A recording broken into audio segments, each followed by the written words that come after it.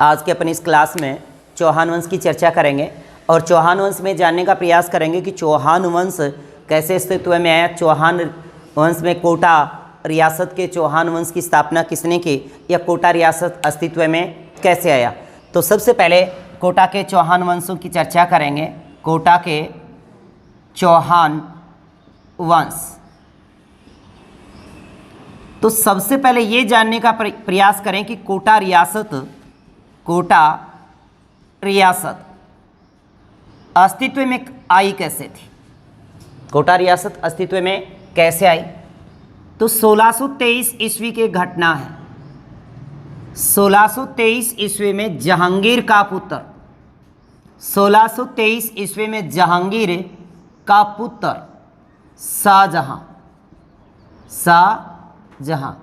शाहजहां ने जहांगीर से विद्रोह कर दिया और ये विद्रोह करके शाहजहां उदयपुर आ गए।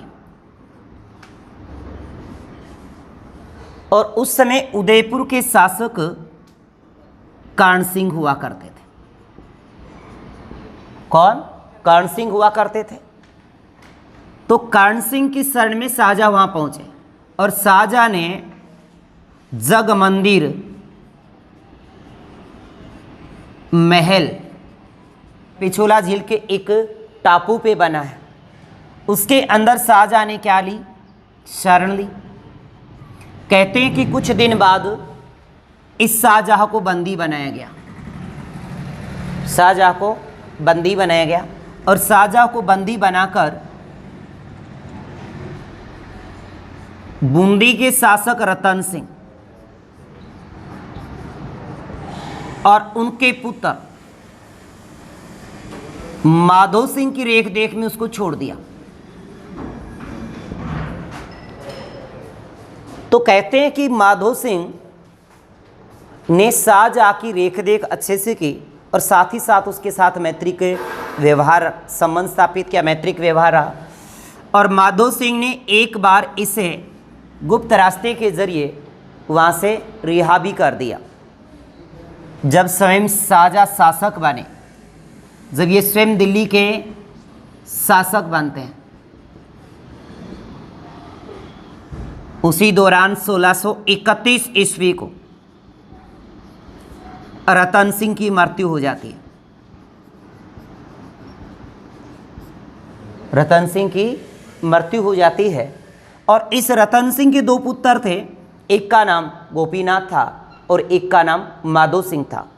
गोपीनाथ की हत्या ब्राह्मणों ने कर दी थी, ये बात हम पहले बूंदी के इतिहास में पढ़े थे। तो उसी दौरान क्या किया कि शाहजहां ने रतन सिंह की मृत्यु के बाद बूंदी रियासत से कोटा को अलग कर दिया। कोटा को अलग कर दिया और कोटा का शासक माधो सिंह को बना दिया। कोटा का शासक माधो सिंह को बनाया। तो पहली बात ये भी अच्छी बनती है कि कोटा रियासत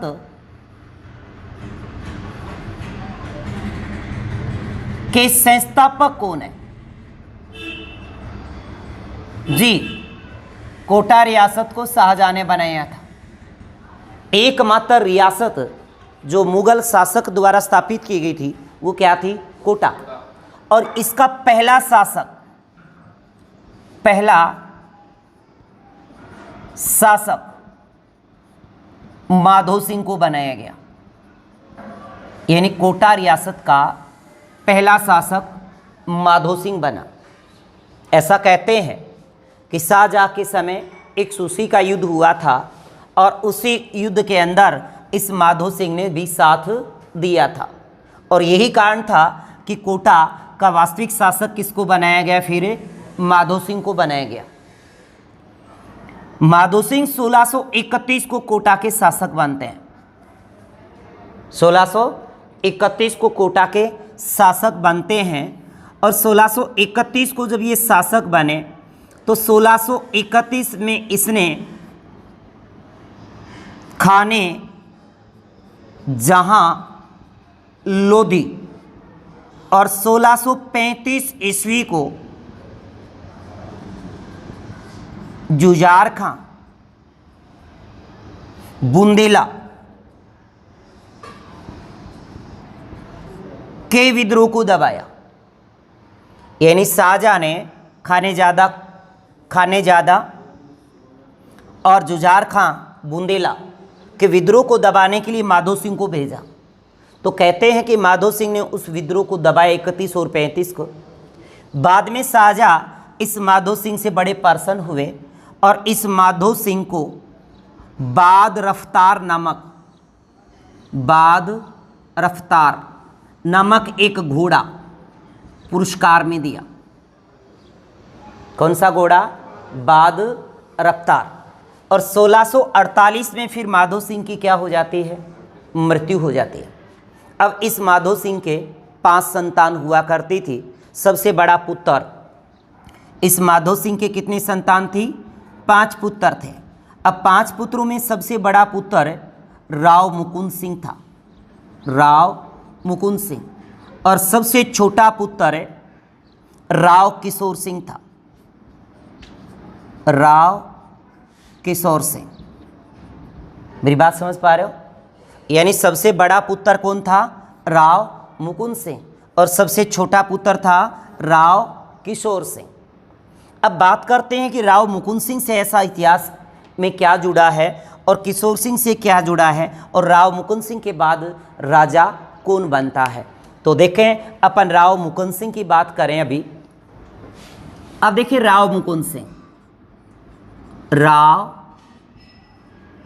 मुकुंद सिंह 1648 को राजा बनते हैं और 1658 ईस्वी को धर्मत के युद्ध में मारे जाते हैं।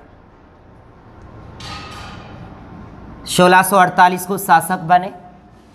1658 में दारा सिकों की ओर से लड़ रहे थे। किसके ओर से? दारा सिकों की ओर से लड़े और धर्मत के युद्ध में मारे गए। तो 1658 को जो दिल्ली का उत्तराधिकारी संघर्ष चला था, उसमें इसने धर्मत के युद्ध में दारा सिकोह का साथ दिया। दारा सिकोह का साथ दिया और उसी युद्ध के दौरान राव मुकुंद सिंह की मृत्यु हो जाती है। परंतु राव मुकुंद सिंह से एक अच्छा क्वेश्चन और भी बनता है। कहते हैं कि राव मुकुंद सिंह की एक बार मुलाकात अवली मीनी से होती है। जब ये जंगल में शिकार खेलने जाते हैं कोटा के दर्रा अभ्यारण्य में, वर्तमान में वहाँ पे दर्रा अभ्यारण्य है, कोटा का दर्रा अभ्यारण्य ये पड़ता है कोटा में। कहते हैं कि एक बार राव मुकुंद सिंह शिकार खेलने हेतु जंगल में जाते हैं और जंगल में इसकी मुलाकात अबली मीणी से होती है। अबली मीणी से होती है और कहते हैं कि अबली मीणी से इसे प्रेम हो जाता है। किसको? राव मुकुंद सिंह को। और राव मुकुंद सिंह ने फिर इसी अबली मीणी के लिए एक महल बनवाया जो राजस्थान का छोटा ताजमहल के नाम से भी जाना जाता है, जिसे कहते हैं अबली मीणी का महल। और अबली मीणी का महल कहाँ पे है जी? याद रखना, कोटा में है। वर्तमान में ये दर्रा अभ्यारण्य जो मुकुंद सिंह के नाम पे ही, राव मुकुंद सिंह के नाम पे मुकुंदरा हिल्स दर्रा अभ्यारण्य जो पड़ा है कोटा में, तो अबली मीणी का महल कहाँ पे है? कोटा में। इस अबली मीणी के महल को ही राजस्थान का छोटा ताजमहल कहते हैं। पूछ लिया जाता है कि निम्न में राजस्थान का छोटा ताजमहल कौन सा है, तब आपको जवाब देना है अबली मीणी का महल। कौन सा? अबली मीणी का महल। तो अगर अपन राजस्थान के महलों की, ताजमहल की बात कर रहे हैं, राजस्थान का छोटा ताजमहल जैसे अबली मीणी का महल, तो कई बार ये भी पूछा जा सकता है जैसे राजस्थान का ताजमहल किसे कहते हैं?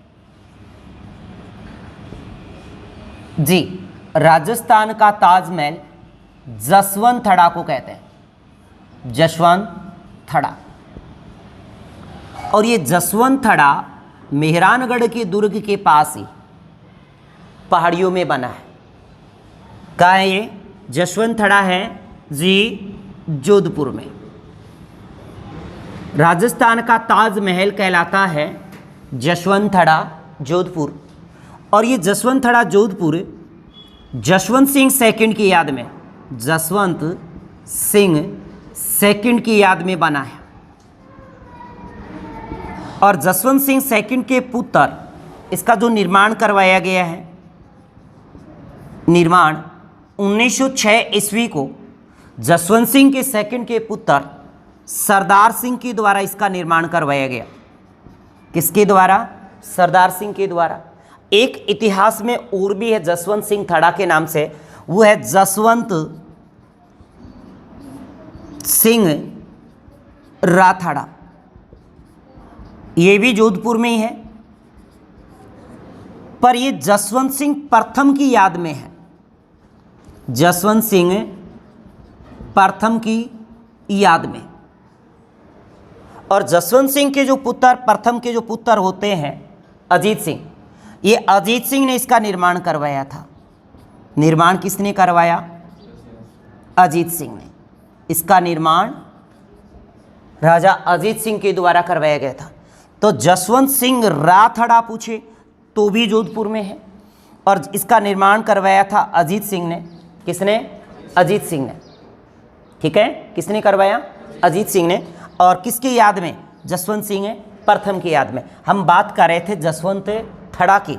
जसवंत थड़ा जसवंत सिंह सेकंड की याद में बना और इसका निर्माण 1906 में सरदार सिंह ने करवाया। इसके बाद नेक्स्ट बात आती है, ये तो राजस्थान का ताजमहल की बात कर रहे हैं। कई बार क्वेश्चन आता है कि राजस्थान का ताजमहल जसवंत थड़ा है, तो राजस्थान का दूसरा ताजमहल कौन सा है?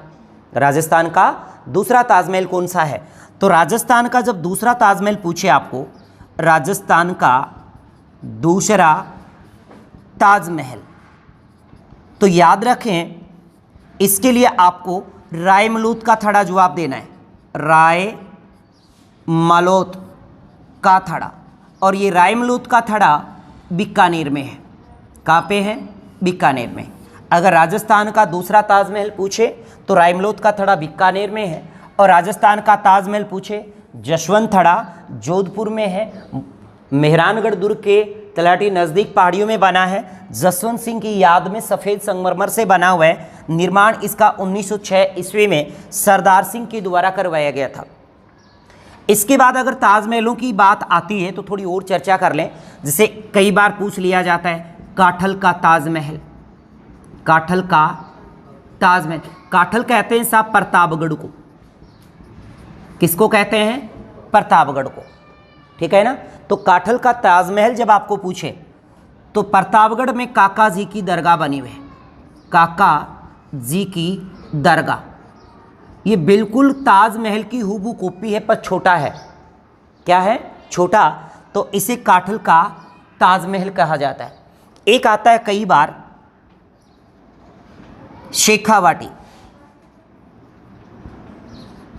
शेखावाटी का ताजमहल जी। इस शेखावाटी के ताजमहल किसको कहा जाता है? तो याद रखिएगा, खेतड़ी जो महल बना है, कौन सा? खेतड़ी महल। खेतड़ी महल को ही खेतड़ी महल को ही शेखावाटी का ताजमहल और राजस्थान का दूसरा हवा महल कहा जाता है। शेखावाटी का ताजमहल और राजस्थान का दूसरा हवा महल कहा जाता है। याद रहेगी बात। शेखावाटी का ताजमहल क्या कहलाता? खेतड़ी महल को कहते हैं। खेतड़ी झुंझुनू में है। इसके बाद इससे ही राजस्थान का दूसरा हवा महल कहा जाता है। राजस्थान का दूसरा हवा महल। तो ये थी बात राव मुकुंद सिंह से। अब देखिए इसके बाद राव मुकुंद सिंह का पुत्र राव जगत सिंह राजा बनता है।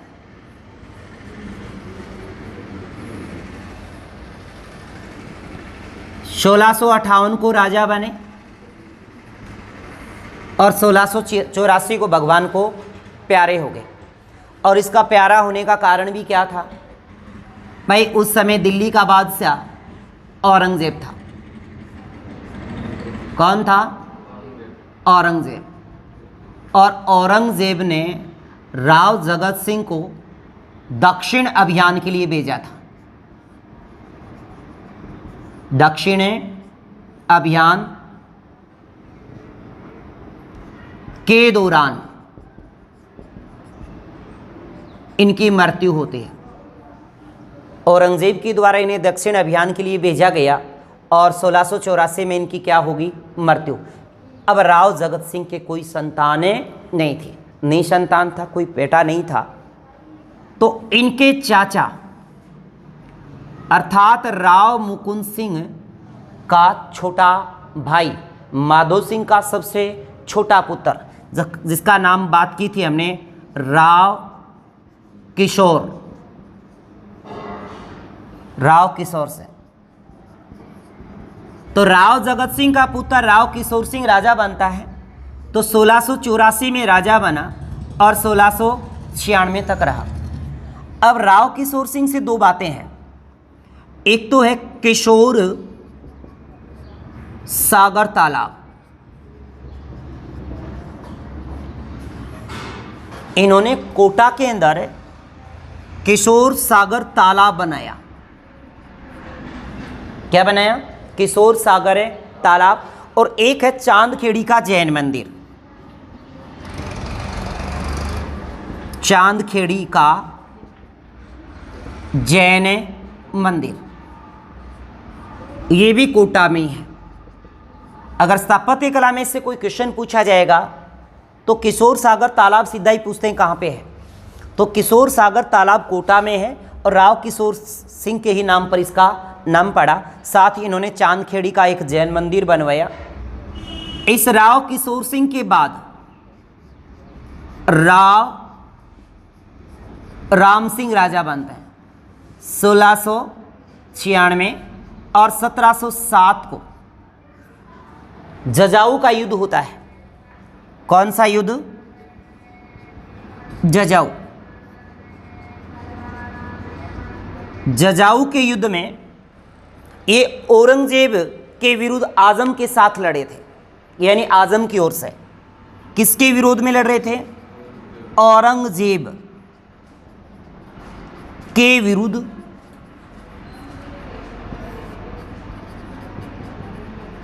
आजम का साथ दिया। और इसी जजाऊ के युद्ध में राव राम सिंह की क्या हो जाती है? मृत्यु हो जाती है साहब।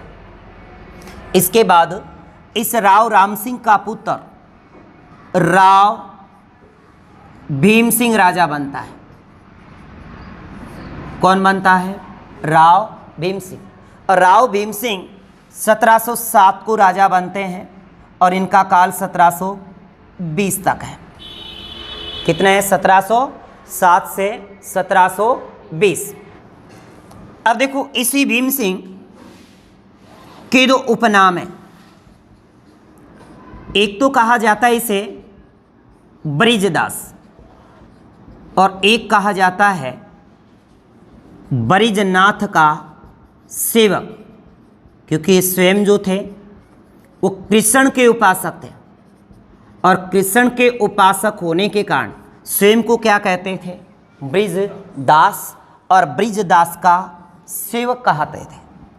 कहते हैं कि 1713 ईस्वी को बूंदी का एक शासक जिसका नाम राव बुद्ध सिंह था, और राव बुद्ध सिंह के काल में ही 1733 ईस्वी को उनकी रानी आनंदाबाई के द्वारा मल्हार राव होलकर को राखी भेजी जाती है और राजस्थान में मराठाओं के आगमन को निमंत्रण दिया जाता है। तो कहते हैं 1713 ईस्वी में इनका राव बुद्ध सिंह के साथ युद्ध होता है। राव बुद्ध सिंह यानी बूंदी के राव बुद्ध सिंह के साथ युद्ध हुआ और उस युद्ध में राव बुद्ध सिंह हार गए। कहते हैं कि बूंदी से ये आते वक्त वहां से दो तोप उठा के लेके आ गए। एक का नाम धुलवाणी था धुलवाणी और एक का नाम कड़क था। धुलवाणी और कड़क नामक तोप ये बूंदी से उठाकर कोटा ले आए। इसके बाद 1720 ईस्वी में ये सैयद बंधुओं के, किनके, सैयद बंधुओं के पक्ष में निजाम के विरुद्ध लड़ रहे थे और इसी दौरान उनकी मृत्यु हो जाती है। तो राव भीम सिंह से हमने पढ़ा कि इनका उपनाम ब्रिजदास, ब्रिजदास का सेवक, ब्रिजनाथ का सेवक, ब्रिजनाथ का सेवक कहा जाता था, क्योंकि ये कर्षण के उपासक माने जाते थे, कर्षण को मानते थे। और इसके बाद एक घटना 1713 ईस्वी की है, जिसमें बूंदी के शासक राव बुद्ध सिंह के साथ इनका युद्ध होता है और उस युद्ध में राव बुद्ध सिंह हार जाते हैं। तो वो बूंदी से धुलवाणी और कड़क नामक तोप बूंदी से उठाकर कोटा ले आते हैं। उसी दौरान 1720 ईस्वी के नज़दीक इन्होंने सैयद बंधुओं के पक्ष में युद्ध लड़ा और निज़ाम से लड़ते हुए ये युद्ध में मारे गए। किसके साथ लड़ रहे थे? निज़ाम के साथ लड़ रहे थे और उस युद्ध में ये मारे जाते हैं। इसी के साथ आज की क्लास समाप्त। All the best.